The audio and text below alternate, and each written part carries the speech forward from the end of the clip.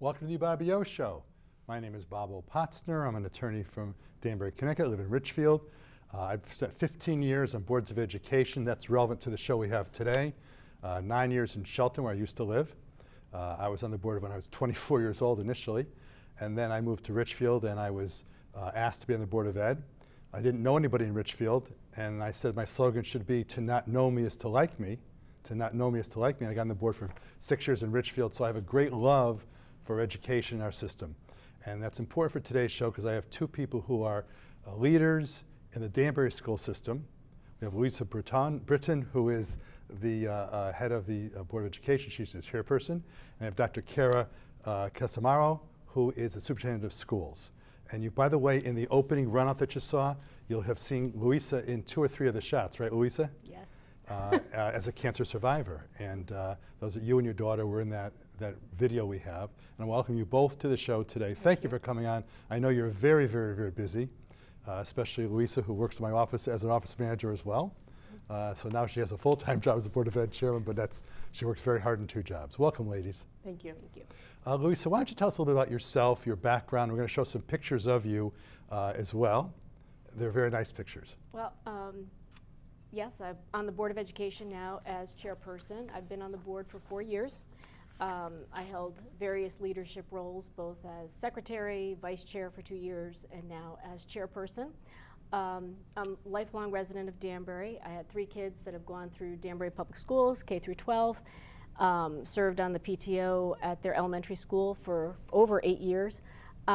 So I have a very, very strong loyalty for Danbury Public Schools. I think they're wonderful. They've given a lot to my kids, and this is how I give back. And so I am just honored to serve on the board again for another 4 years, and I'm truly honored to lead this group of people that we have. We have a wonderful board, a lot of new faces, but a lot of energy, good energy, and so with Dr. Casimiro, we're going to do a lot of great things. When I first met you, your name was Zagatos, because I met you when you were at your mother and father's. Before I was married. Yeah, pizza restaurant. Yep. And you were hardworking. You could tell even then you were hardworking. And it's also important how much your family's been dedicated to the city of Danbury, Connecticut. Yep. And I think my director can show some of the pictures that we have. We'll go slowly and identify, because it's not just you who has been involved in public service in this city, but also your whole family. So Jonathan, can you please, there you go. What is that picture? That's the swearing in this year. So that was after the, those are our current board members right there that just got sworn in with us this year. Very good. Yep. And who swore you in? That was Joe De Silva, probate judge. Probate judge. Yep. Next. So that's the family. That's my daughter, who's in Environmental Impact Commission. She's a commissioner. My son, who's a councilman for the city of Danbury, and also in the JAG Corps now. He's on active duty. And my husband, who is a constable for the city. Let's take a moment. Well. Let's take a moment. Your daughter, yeah. Christine. What's the board she's on? Environmental Impact Commission. And she's just gotten her degree. What's her degree she just got? She is in clinical mental health counseling. So she's working now as a counselor for a local clinic. And she also worked in my law office for a period of time. Yes, while she was in grad school, yep. And a star soccer player. Let's get all the truth out Okay, but we're going to do that. She'd like to hear that. We'll plug that, okay? Plug that as well. Yeah, yeah. And Joe is now, what's his rank in the military? He's a first lieutenant. So he graduated law school. Mm-hmm. He worked for the city of Waterbury. Yep. And still does, right? Still does, yep. In the education field? In the education, yep. Education law field. Mm-hmm. And now he's in the JAG Corps? Correct. Is that full-time? What's the commitment? Well, he's in the reserves. So right now, I mean, he's full-time in school right now there, but once he's out, it'll be like the reserves, 2 weeks a year and a weekend a month. But which is a good transition, because the superintendent of schools is also a deep Danbury connection. Tell us about your background. Sure. So I don't live in Danbury, but I've been here for 29 years now. Right from the time that I started, I went to college here in Danbury. I was local and never left. So I fell in love with the city, with the people, with the diversity, and the opportunities in Danbury more than 30 years ago. Met my husband here, so even though we have moved back closer to where I was born, past Waterbury, we still have much of our business and family, and my livelihood is here, along with my passion for the school system. Talk about your education a little bit. You went to Northeastern University for your master's? So I did my doctorate at Northeastern in curriculum and leadership. I did my Under that, my master's degree, I have a master's degree from University of Bridgeport, another 6th-year degree at the University of Bridgeport, administrative program there as well. So I have 3 degrees really from University of Bridgeport, and then I did my undergrad at Western Connecticut State University. I actually taught a law course for paralegals many years ago at UB. A very nice school, very good school situation. It's great. It's a great educational preparation school. And you also have a connection to my hometown. We have to mention that. Oh, for sure. For sure. What's your connection to Shelton, Connecticut? Shelton, Connecticut. So my cousin Mark, or Shark as you call him, I call him Shark as many already. of his close friends do. He's the mayor of Shelton. He's been a long-time mayor now. My uncle, who has since passed, and his uncle is Sonny Savignano, was the headmaster of Shelton High School. And several of my cousins were teachers there and department leaders. So it's surprising that I didn't actually end up with my education career in Shelton, but I definitely wanted to carve out my own path and found that in Danbury. Sonny was the principal of Shelton High School, wasn't he? He was the principal. He was principal. He also, when I was in high school, he was the basketball coach. And then Mark was the basketball coach. So it's a very active family, very politically active family, but also a lot of roots on my mom's side, on the LaRusso side. LaRussos and Savignanos. Well, also big education factors. Yes. That family was really dedicated in education. Absolutely. And I also remember Sonny, I used to call him Sonny, with his big cigar. Yeah, oh yes, yeah. Yeah, so I'm glad we had this background because it's all connection. When my father told me when he was a little boy, he grew up in Shelton, that the big football game was Shelton versus Danbury. Yeah. And there was a train line that would go, or Thanksgiving, I think that was the game, from Shelton to Danbury back and forth. So the connection is there, but we're here to tell you today talk about the educational connection. Right. Tell us, first of all, how it was you became the superintendent of schools in Danbury. Okay, it was a ride. It was a train ride. It was a train ride. A train ride, not a train wreck, though. No, not a train wreck. Train ride. Not at all. So I have always been on the leadership end of things. Coming out of the classroom, I spent a long time in the classroom in different capacities. Became the director of the humanities curriculum administrator for the district, where we, developed programming for the district in social studies, humanities, English. And then moved into a leadership role amongst those curriculum administrators into the director of curriculum instruction, overseeing that. I was only there for a short time, quickly got whisked into the assistant superintendent for teaching and learning role when the former superintendent was named in his role. So it was kind of a quick trajectory up over the last couple of years. And then when our former superintendent, Mr. Walson, had left in January, I think it was 2023 now, that created an opportunity for me to take over and to lead. And when you became the full superintendent of schools, Luisa told me how much pride she had in your abilities and how happy she was that you were elected. Tell us about that, Luisa. Yeah, I had no doubts, and I still tell her that to this day, that our choice, my vote to place her in this role, I thought that she was the best person for it, and I still have no doubt that she can lead us through whatever ups and downs this district, what we might face. She's the right person for it at the right time. And during my board experience, we hired several superintendents of schools, and whenever we had someone who was local, I gave special scrutiny to make sure it's not just someone who's local, but several times. Tony Pagliaro, a name you may know about, who's passed away, we made him, and Leon Sylvester from Shelton, and we analyzed them even more crucially than the people from outside, because you want to make sure it wasn't just for an insider. Right. And in their case, and in your case, obviously, you've done it and earned the position. Something you wrote, I'm going to quote something you wrote, quote, as a career see, I'm a lawyer, right? As a career educator and leader in Danbury, I understand the complexities of our long history as well as the incredible potential to make the Danbury public schools a flagship school system, unquote. Talk to me about that. Sure. So the flagship part, no doubt in my mind that we're positioning and will be the best urban district, not just in Connecticut, but in the Northeast. Several years ago, we've had a vision about the potential for Danbury. We're a unique city. We sit in the western portion of the state, and we have a tremendously dedicated staff and leadership team. And I think our board now, in a position, after having seen many, many boards, we're probably have one of the strongest boards that we've had in the last maybe 10 years. So I feel like the synergy with those factors, in addition to the collaboration with the city, where there's an open door and great communication, I feel like we're really positioned to take Danbury to the next level. I've said that before, a lot of people don't really know what that means. And it's really about creating opportunities that don't just benefit our students, but also in turn benefit the economics of the city, the livelihood, the health of the city. When our kids stay home, we educate them, they do wonderful things, and they come back to Danbury to work. The community, the economics grow, jobs get filled, and that's where you can find sort of the vitality of a city is in your education system. And when those youth come back to the school system, what they bring back in terms of skills and further opportunity it can be very powerful. And Luisa, I'm sorry, we have a very strong mayor in Danbury. Correct. Mayor Alves, who is very much interested in pro-education. He was very important in getting the new Western campus, which we'll talk about a little bit later on, and Frauly Santos is the state rep. Talk about the commitment of the mayor of this town to a positive pro-education perspective. Well, with all my years of having my kids in Danbury Public Schools, I've not seen this type of collaboration. And even my 4 years on the board, I think the last 2 years we've seen like a complete turnaround.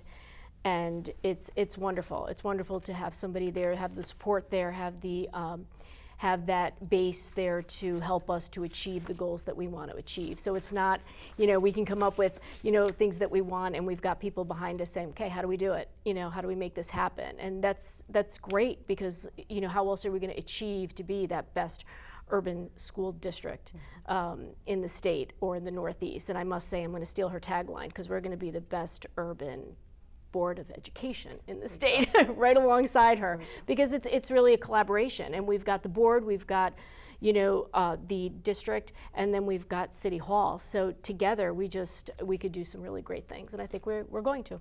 Yeah, I think it's important to have the collaboration in a city in which Danbury is a city. It's a lot of diversity here, which I've heard Frauly Santos say this many times. I've heard the mayor say it, Julie Kushner say it many times.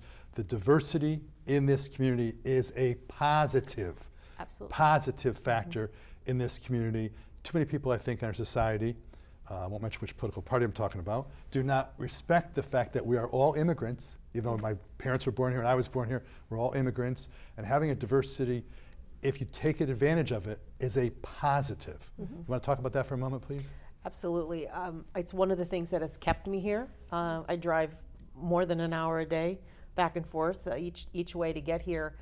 Because you cannot replicate what Danbury has. There's a richness here that you can't find in other places in the state, maybe some other pockets, but overall as a city. I met my husband here, a family of immigrants. He got his citizenship during the course of our marriage. There's a rich cultural history here for many different cultures that if I had children in this school system, I would want them to be exposed to that. There's a level of cultural competency that our children graduate with that other children just don't have. I wish that my children were exposed to more here. We had to really work at that where we live to have intentional exposures, whereas students who go to school with one another, with 45 or 46 different languages spoken, it brings a whole nother level of education that you can't replicate. So it's very important, but also we see that as an asset. Our students are graduating bilingual, trilingual. They're earning the seal of biliteracy on their high school diploma. And if you're an employer right now across the state of Connecticut and you see a fully literate bilingual potential employee, you are grabbing at them. So we see our diversity as a tremendous asset, and we have a strong value for that, and we're leveraging those assets in our educational programming. I think it's also, as a former Board of Ed member, to understand the importance of regionalization. By that I mean, Danbury's border doesn't just end where the sign says Richfield, and I drive on Route 7 every day to get to my office, but it's useful to utilize the assets of the greater Danbury area. I remember I was on the Board of Ed, and we only had, when my first years I was on the board, 3 or 4 young ladies who wanted to play gymnastics in the Danbury, and I said, in Richfield, I said, hey, why don't we consider seeing if Danbury wants to merge with us for a gymnast, this is back in the early 2000s, and neither district seemed very excited about that prospect. Of course, as Luisa will tell you, I think out the box a lot. And now, I think 20 years later, I think you're seeing more utilization of the assets in the region. Right. And as we've come more and more to utilize, I didn't know what Zoom was until COVID hit. I didn't know what Microsoft Teams was. Sure. And there's no reason why when we had education using those factors that we somehow merge them together, but it's really important to be in the school system itself. But there's no reason why you couldn't have a Japanese class, for example, taught with 5 districts somehow. Do you see that kind of activity, Luisa, as being a possibility more so in the future about having some utilization, not all, of technology? Absolutely. I mean, I think that nothing's off the table at this point. I think education is going into, it's changing. It's not the traditional roles that we've seen in the past. So how can we utilize all these wonderful technologies in these communities and kind of work together? I think if all the communities, if we all come together at the end of the day, we all want the same thing for our kids and for our students. It's just finding, how do we get those paths and they're all parallel. It's just how do we get them together and work to get to that final goal, which is, the best education for our kids. Do they still have REST program? The RESCs, yeah, Yeah. so area educational centers. Yeah, what's that, Absolutely. please? So they sort of serve in a little bit along the lines that I think you're describing, where they become a hub for services where districts can tap into that hub. And I think it's especially important for some of the smaller school systems who may not have full-scale, full-time employees to handle certain aspects of what we're all responsible for with different volumes. So the RESC become important. But I do think, and I've always envisioned, Danbury Public School System becoming an innovation hub for the greater Danbury area. So if we build it, they will come.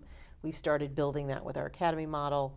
And I think that we've really only scratched the surface. And we've spent a lot of time traveling across the country through some grant opportunities, winning some private grants, to see other models of what's across the country, to come back and envision something completely different. And that's why we flipped our education model on its head to create the academies at Danbury, because We're going to get to that in a few moments. Sure, yep. So essentially you want to be, quote, the field of dreams, unquote. Yeah.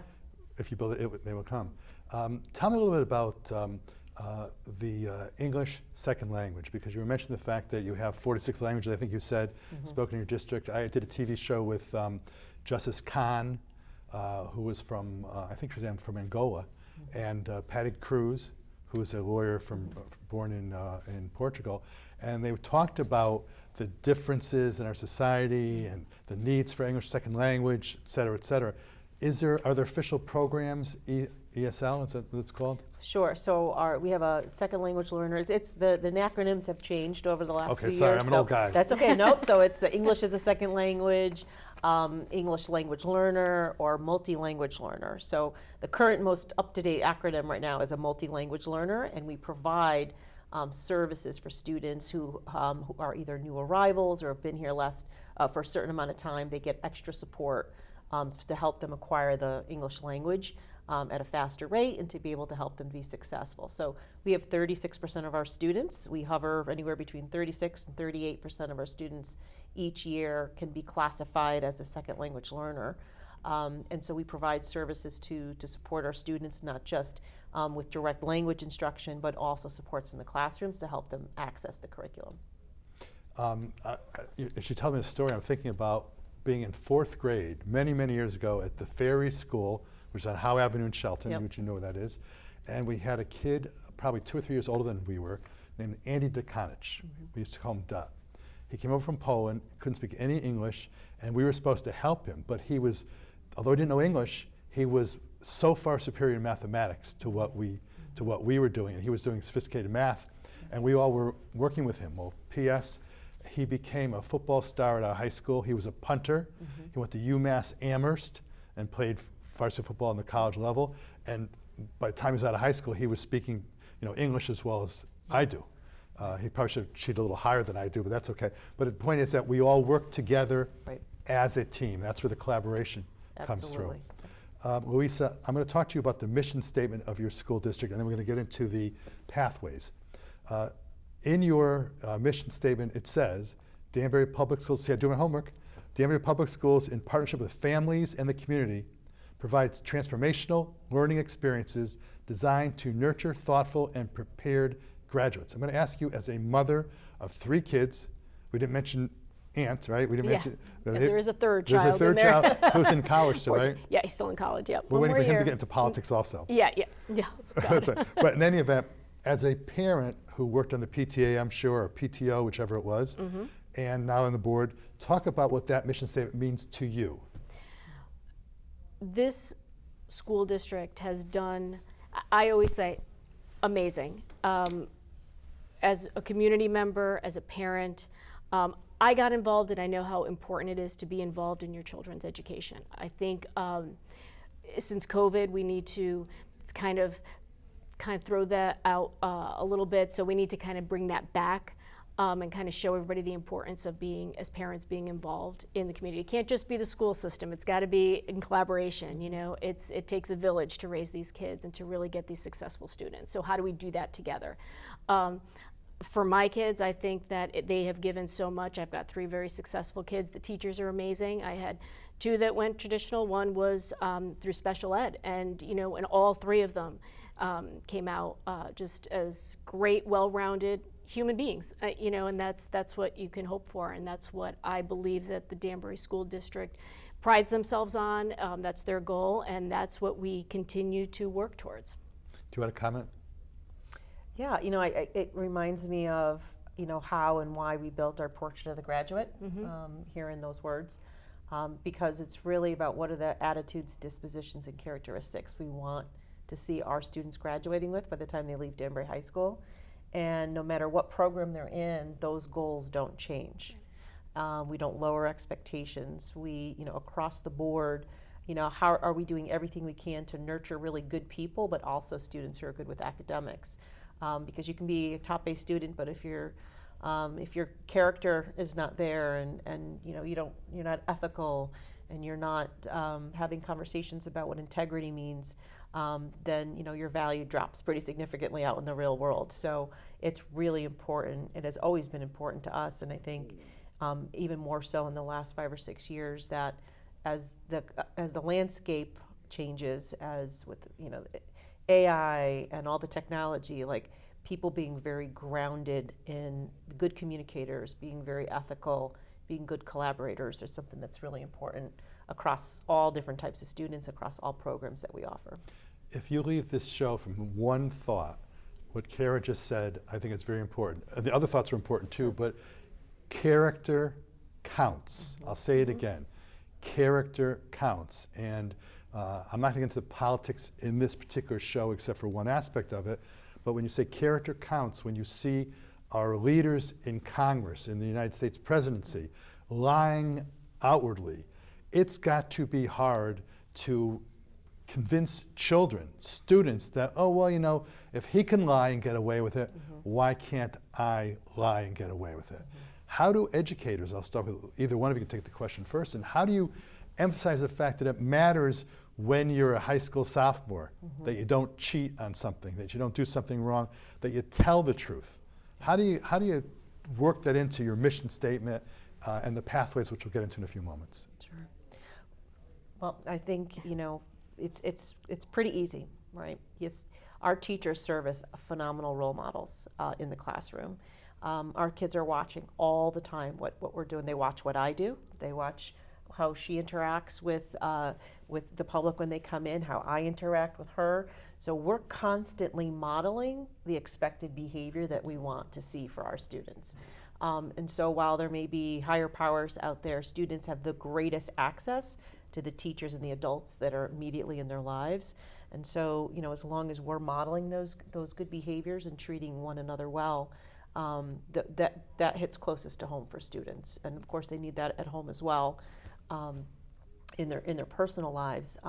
It's one of the reasons we just came back from a mentorship breakfast this morning, because we know putting a positive role models with students, connected with students who might need a little extra of that, is critically important for their success. So we will handle everything in-house as much as we can by being good role models ourselves with how we interact with one another and how we treat people.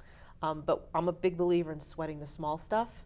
So when things surface, we're all so busy. We've got test scores to raise, we've got boxes to check, we have lesson plans to take care of, papers to correct, but we have to take the time to stop and correct and have a conversation about behavior that is less than all that a child can be and should be in terms of being proper, having good character, telling the truth, being and just ethics has come into play so much more now with AI and these conversations that you have to stop and really talk through those things with students and sweat the small stuff. If you see something, say something, have a conversation about it, use it as a teaching moment in the classroom, because it really does matter.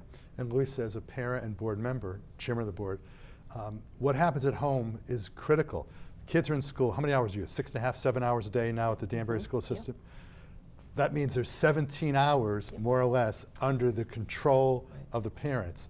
And to what role do you think parents nowadays, maybe because the parents have to work 3 jobs and different things that are going on, and one parent's home at night and one's not, what do you think about how we need to instill in parents the need to make sure their students are getting the right kind of background and right kind of influence from their family? Well, it's also, and it's one of the things now as a board chair that I really am passionate about is helping to build those community connections between the schools and the board and the parents, and kind of giving them, communicating to the parents how important it is for them to be involved. It really does make a difference. And so going to the citywide PTO meetings, and we have a lot of schools that don't have PTOs right now, and how do we build those, and how do we let the parents know that it's not just about fundraising for a field trip, it's being involved in your children's education, and that children watch. And I know my kids, they'll tell me now that they watched every time when I was serving ice cream or going to the ice cream socials or the movie nights, and it may not seem like a lot back then, but I've got kids that are now giving back to the community. So they watch, they see, they absorb everything. So positive role models, and at home, in the schools, on the board, I mean, it's just all around them. So the more positive we can circle around those kids, the better it is. When I was a kid, if a teacher called your parent, and I was a good kid, and I never got caught, so I never got in trouble. But if you had a situation in those days and the teacher called up and said, "Hey, Mr. Opostner, your son, blah, blah, blah," I would have gotten yelled at. It would have been presumption that I was wrong.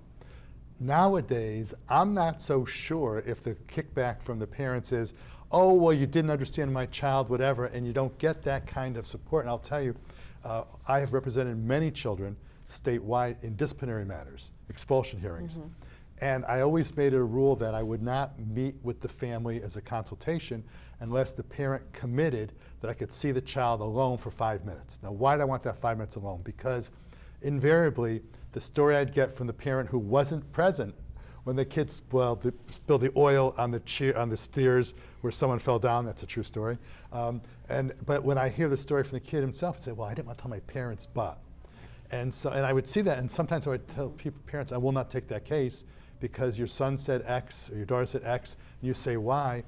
And I didn't always see the kind of thing that Mr. Zagatis would have told you, I'm sure, and your family would have told you. And I think that's really important, that there be a collaborative team, which leads me to the topic of the day, which is called the Academies of Danbury High School. And we have a video, or not a video, but a picture we're going to show, but it ties into the mission or the goals of this district, which include teaching and learning, staff development, talent acquisition, school climate, that does not mean the temperature, school climate, meaningful collaboration, you'll see it in the right here, and resource allocation. So, Doctor, would you please tell us, what is this a picture of? And let's leave this on the screen for a while, folks. What is this? Sure. What does this show? Sure. So some of the items that you just read go into our strategic plan goals of the areas where we're working to improve. And I mentioned earlier about the portrait of the graduate. The portrait of the graduate are the expectations of how the dispositions that we want to see our students graduate. So to be a good communicator, a good advocate, a learner, a collaborator.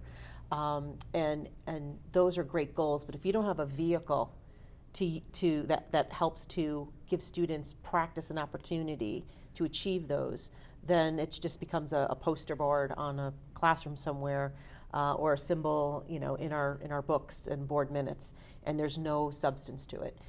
We set out to create a smaller, personalized learning environment. Danbury High School is the largest high school in the state of Connecticut. No secret, we were bursting at the seams.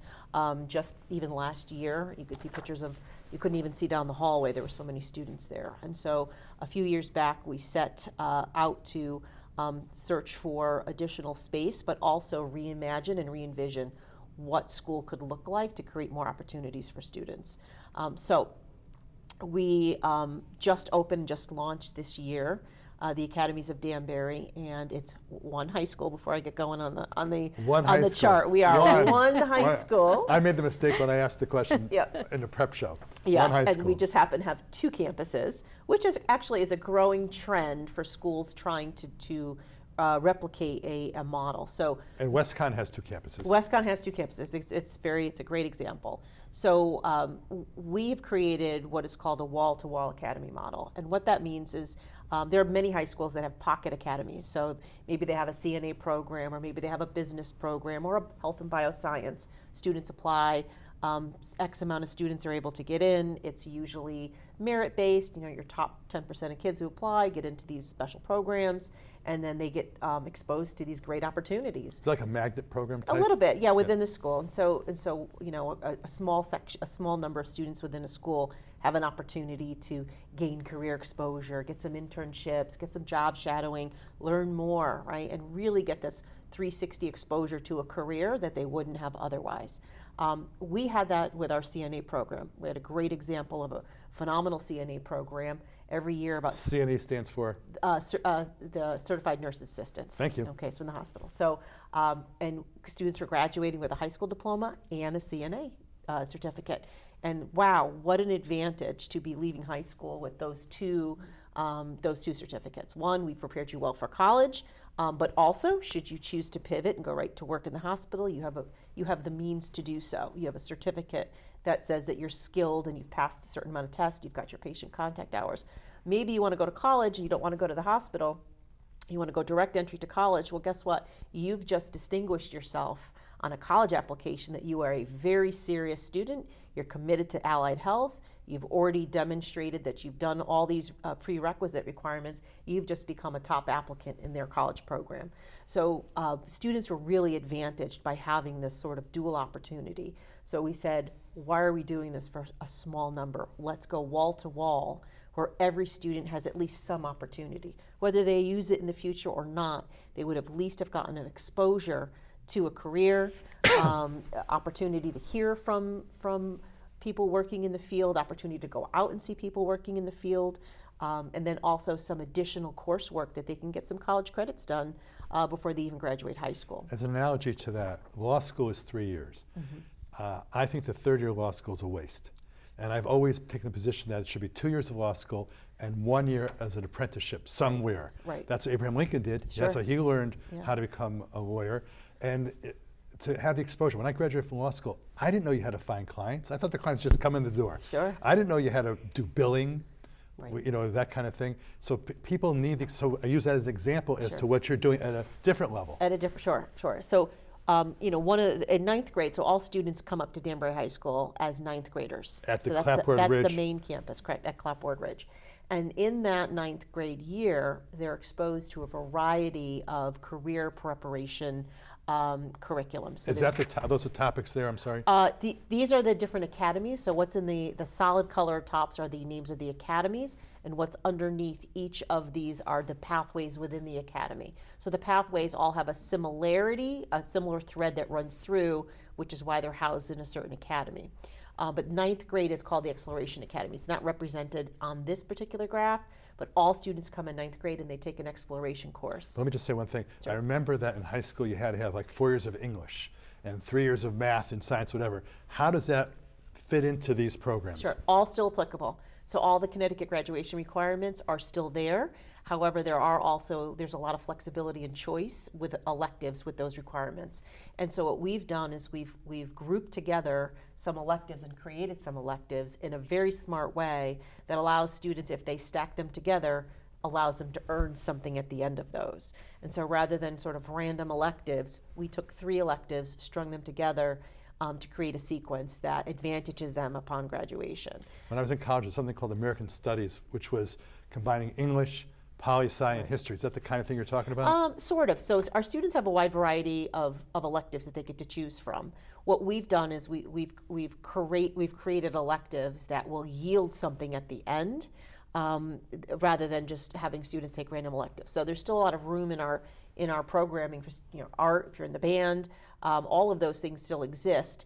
But here, and this is actually a clickable document. If you were to click on each one of these, there's the high school program that goes with it. So your English, your social studies, your sciences, and then there's an elective line that runs through I see. that says in freshman year, everyone takes the exploration course.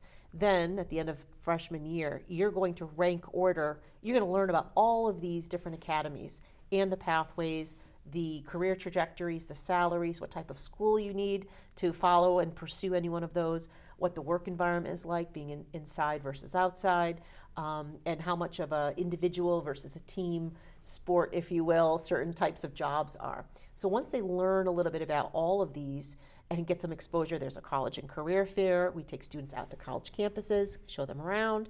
We bring people in, guest speakers, so they get exposed.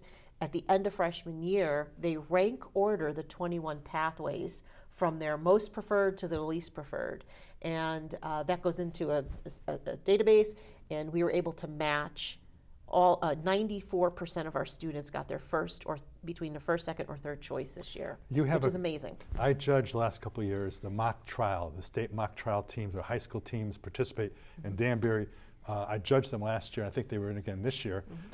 And if a kid were in this one right here, Academy of Professional and Public Service, and you see Justice and Law, would that child, for example, would it be part of this program to be in the mock trial participation, or is that just sort of an extra activity?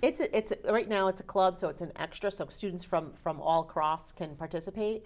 But the students in Justice and Law would be spending more time in the Danbury courthouses and some local courthouses and doing field trips, studying certain cases, and being exposed to different folks coming in. We'd probably love to have you come in as well to talk to the kids about what the work looks like. I'd be happy to. Yeah, we would love to have you. And so they would get a deep dive exposure into that career path, and they would also be able to study for very entry-level certificates in those areas. So starting your sophomore year, how many classes would you take each semester in your particular area? It'd be one extra, it'd be your one? It'd be one extra with some suggested, one mandatory, so one non-negotiable course, and then we suggest other electives that we think would benefit a student who is very serious about it. If a student says, you know, I'm just going to do the minimum, then I'm just going to complete this, the basic trajectory, that's fine. If a student wants to accelerate, we have opportunities for acceleration. So you have your mandatory classes throughout the 4 years, but your extra classes, like for example, my son played varsity football, he also was in the jazz band. So instead of taking gym class,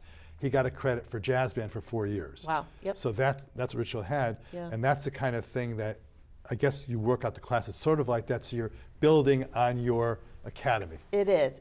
So for example, even though medical Spanish might not be in a mandatory class for the allied health services and CNA EMT, it's highly suggested that would be a beneficial course for you. And so we would make a suggestion that would be a good elective to take in addition to our required sequence. I'm going to give you 2 tips of mine, then I'm going to ask you a question. I think, and probably when my generation came out of law school, probably they said the same thing about us. I find that the younger people don't write as well as perhaps we'd like to see them. And Luisa interviews people, and it's not just in our profession. A lot of people across the board say people aren't writing as much. I think part of the problem, or as well, because everyone's texting and emailing and how quickly you write, which is not the way to go. And the second thing is, whenever somebody asks me, what's the one class you think I should take in college to become a lawyer? Right. Take a guess. What guess would Definitely writing. What would you say? Probably the same. I always recommend math. And I'll tell you why I say math. I think that there are some people who are afraid of math. And sometimes in cases, if you got to write.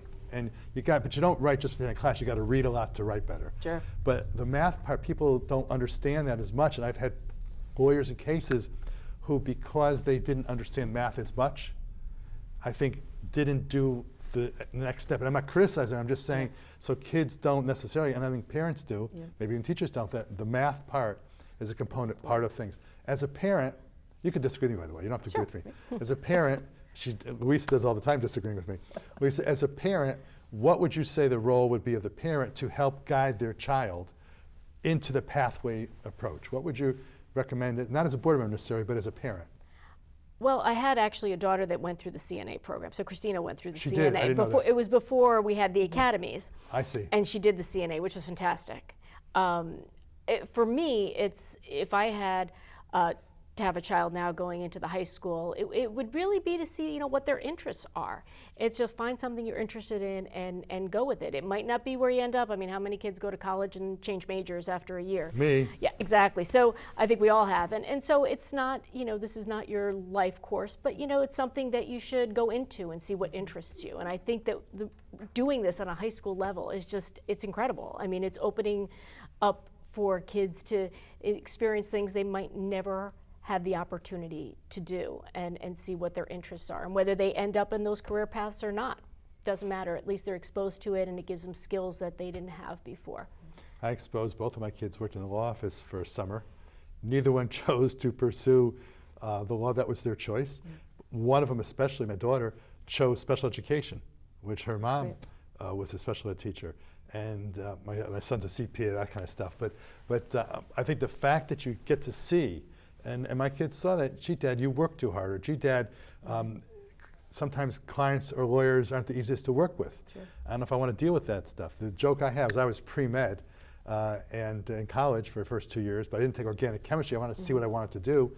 And then I said, I don't want to be around sick people my whole life, so I'm not going to become a doctor. So now I'm a lawyer, and sometimes we're around people who need special help. I have psychologists I work with.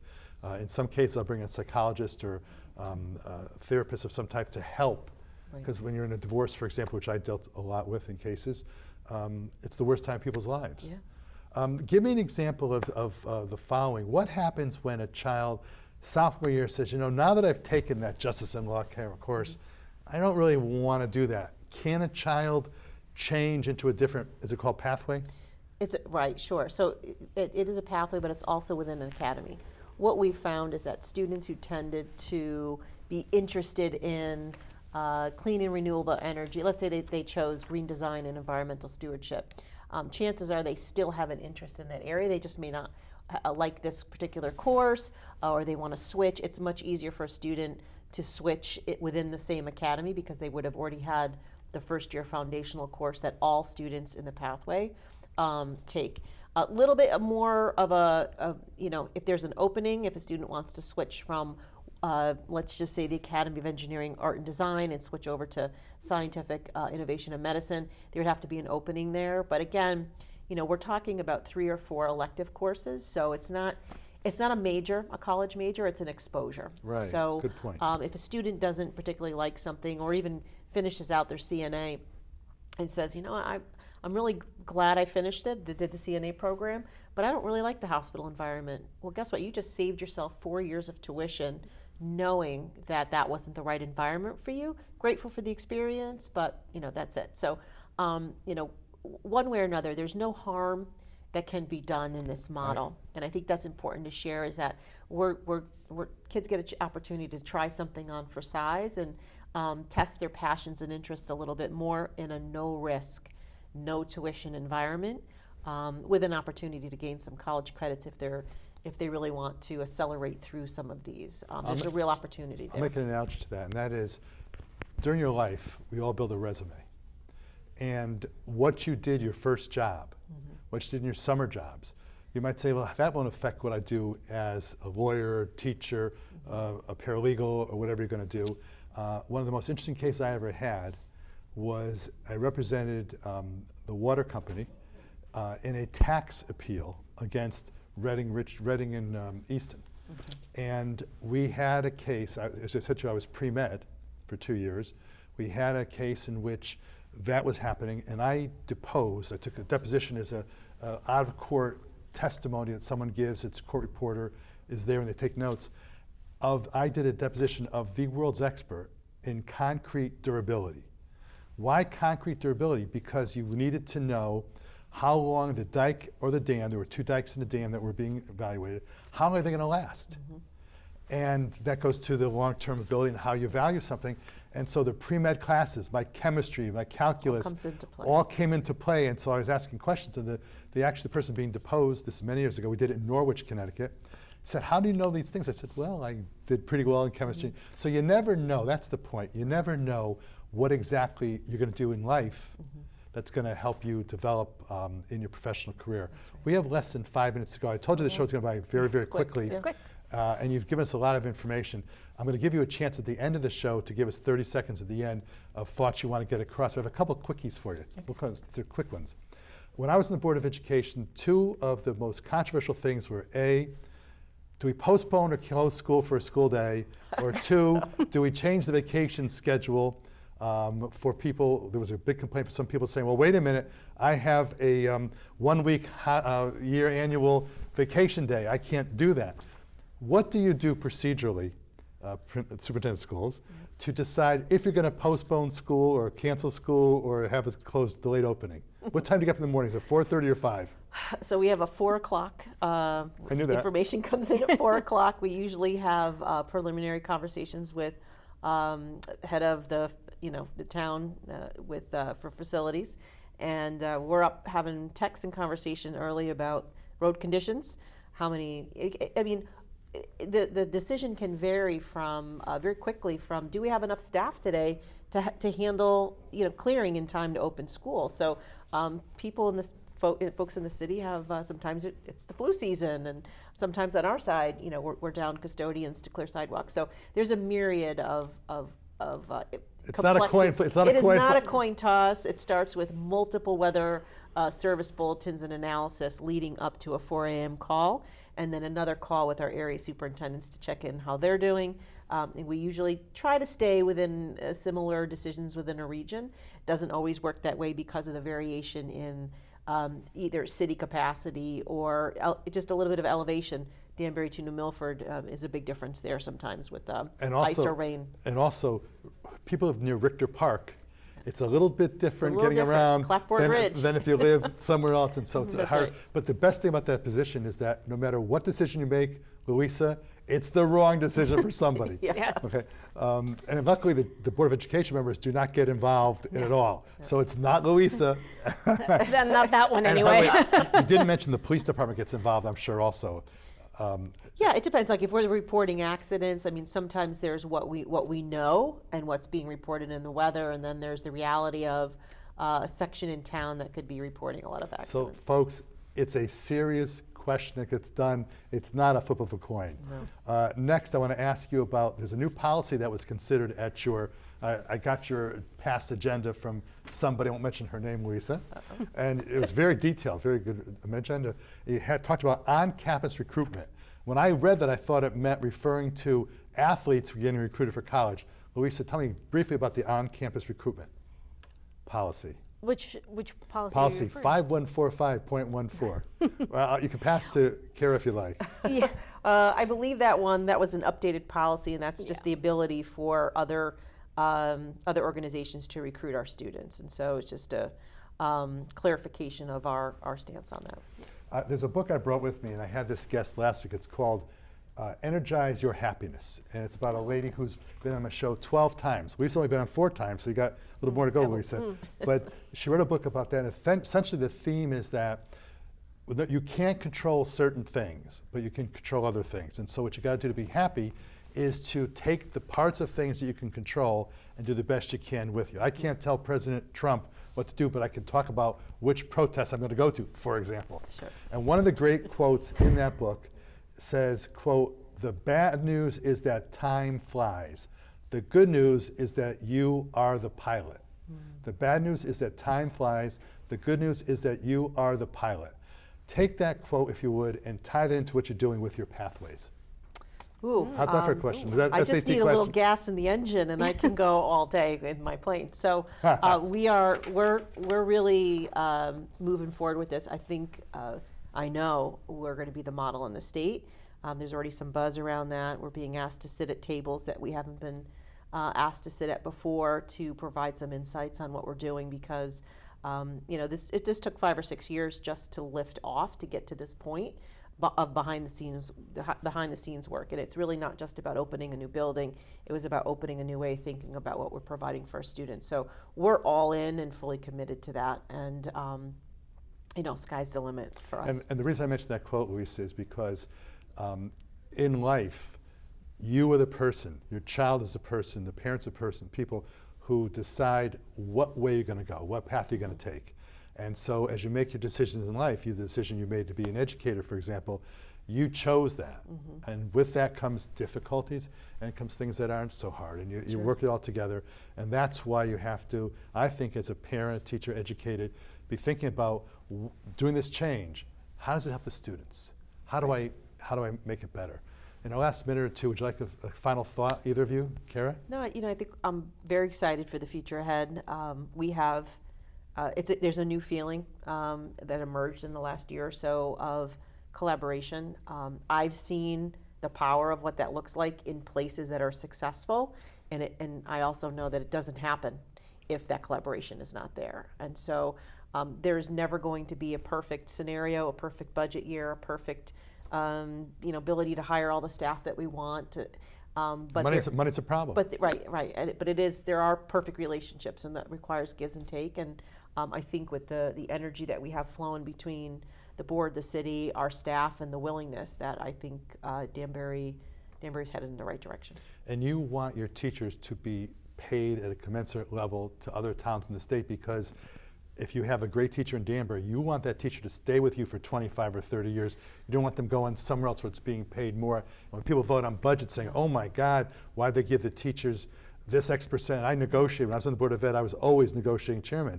And there was the pressure about, gee whiz, why are you paying this and that or whatever? Because you want to stay up with the economy.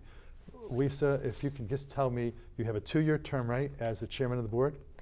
We vote every year. Every year, okay. So if you have, well, I'm going to assume you're going to be chairman for 2 more years, but tell us if you had 1 or 2 goals, what would be your goal for your success in your program? Well, right now, one of my goals is to really strengthen the connection between the board and the community, and to really become more visible and more getting our board members to get out there and be a part of the community. I think our Danbury schools are fantastic, and there's so much that we offer and so much that we do.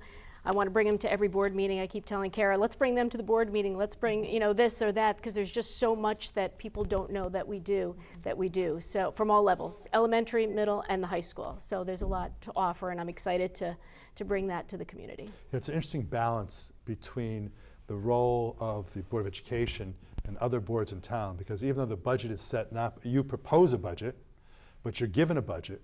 But when you have a line item that says they're going to spend, let's say, $100,000 on something, okay? Once you have the $100,000, you are not legally required to spend it on that particular item. And that frustrates a lot of administrations, different towns, but you have a good relationship with your downtown, and that's a very important piece of the budget, to make sure that there's a good understanding. And you may have an emergency, you may have a shortfall in special ed, for example, of $200,000, and you have a month left in the school year. You've got to make changes, and the interesting thing that people don't know is what percent of your budget is essentially a fixed cost. And fixed cost doesn't just mean the cost of the building, it means the teacher's contracts. I'm going to bet 88% of your budget is fixed. At least, yes. At least.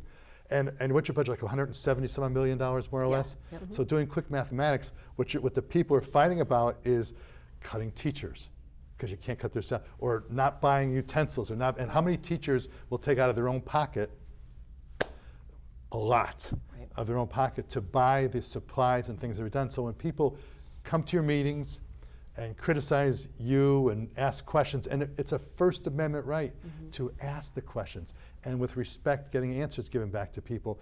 But I got frustrated when I read about, it never happened on my boards because we wouldn't stand for it, but people would be shouting out in ways that were not appropriate. And you can imagine Bobby O and being on the Board of Ed and hearing someone yell at a board member. We get a very big salary to be on the Board of Ed. What are you paid to be on the Board of Ed, Luisa? Ooh, yeah. Big bucks.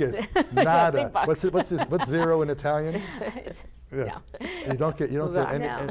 and guts. And so the point is that you're volunteer. Now you're a paid professional and you're well deserving what your salary is, but people have to understand it's volunteers. And if people, my last word is this: if you don't like the way your Board of Education is operating, I have a suggestion.